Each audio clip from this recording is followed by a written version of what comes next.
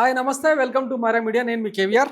ఆంధ్రప్రదేశ్ మరో కీలక ఘట్టానికి తెరలేసిన సంగతి తెలిసిందే కదా. రేపు అంటే ఇవాళ మే 1వ తారీఖు కార్మిక దినోత్సవం తర్వాత మరుసటి రోజే మే 2వ తారీఖునే అమరావతికి పునఃప్రారంభం, పూర్వ వైభవం దిశగా ఆంధ్రప్రదేశ్ మన చంద్రబాబు గారి అడుగుజాడల్లో ఇక అంతర్జాతీయ నిర్మాణాలు సాధించుకొని వాటిని పురస్కరించుకొని ఇక ఆంధ్రప్రదేశ్ బ్రాండ్ ఇమేజ్ను ప్రపంచ పటంలో పెట్టేందుకు తొలి అడుగు పడతా ఉందన్నమాట.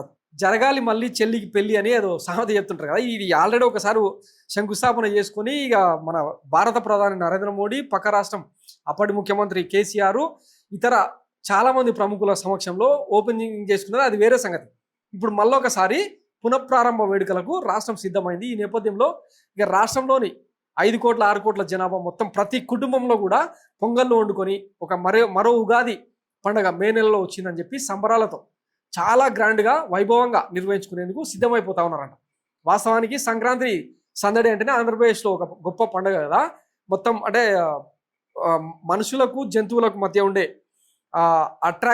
ఎఫెక్షన్ను, ఎద్దులను, ఆవులను, ఇంట్లో ఉండే అవేమంటారు పశు పక్షాదులను అలంకరించి పొంగలు వండుకొని ఎట్లయితే సంబరాలు చేసుకుంటారో అట్లా ఈ అమరావతి పురస్కారాన్ని పునఃప్రారంభ సందర్భంగా పురస్కరించుకొని పండగ చేసుకునేందుకు ప్రతి ఇల్లుగా మంచిగా ముగ్గులు వేస్తూ గొబ్బెమ్మలు పెడుతూ చేసుకునేందుకు సిద్ధమైపోయినట్టు కళలు వస్తున్నాయి అన్నట్టు.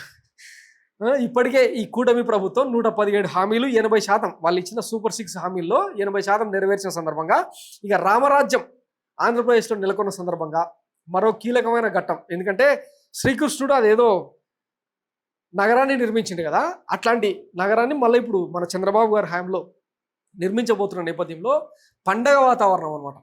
దీనికి ఇంకా రైతుల నుంచి, యువత నుంచి ఇతోధికంగా రాష్ట్ర ప్రభుత్వానికి కూడా చంద్రబాబు గారికి నైతిక మద్దతుగా ఇక ప్రతి ఇల్లు ఎంతో కొంత డొనేట్ చేసేందుకు, ముఖ్యంగా ఆ 29 గ్రామాల ప్రజలు ఎంత వీలైతే అంత ల్యాండ్ను డొనేట్ చేసేదానికి కూడా సిద్ధపడిపోతా ఉన్నారు.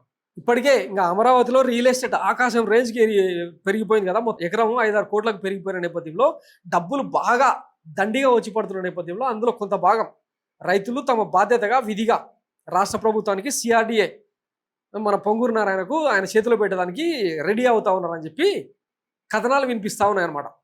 సో ఇక ఇవన్నీ మనం చూసి మన గుండె తరుక్కుపోకుండా గట్టి చేసుకొని చూస్తూ ఉండాలన్నమాట.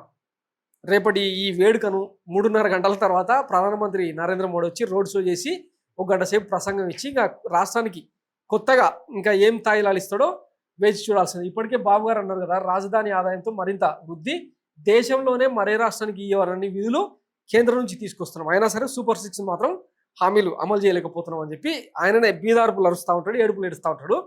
ఈ నేపథ్యంలో సోషల్ మీడియాలో ఆ పిల్లగాడు ఎవడు వైభవ్ సూర్యవంశీ 14 ఏళ్ల ప్రాయంలో 6ల మీద 6లు కొడతా ఉంటే 45 ఏళ్ళ అనుభవం ఉన్న మన బాబు గారేమో సూపర్ 6 కొట్టలేకపోతున్నాడు అని చెప్పి ఇక ఆ ట్రోలింగ్ అవన్నీ కామన్ థింగేలే. కానీ రేపటి వేడుకలను మాత్రం సంబరంగా చూద్దాం. పచ్చపత్రికలు, పచ్చ డబ్బాలు, పచ్చ ఛానళ్ళు అన్నీ కూడా రేపు ఇంకా ఎంత ఊదర కొడతాయో, ఎంత కలగా ఉంటుందో రాష్ట్రం మొత్తం.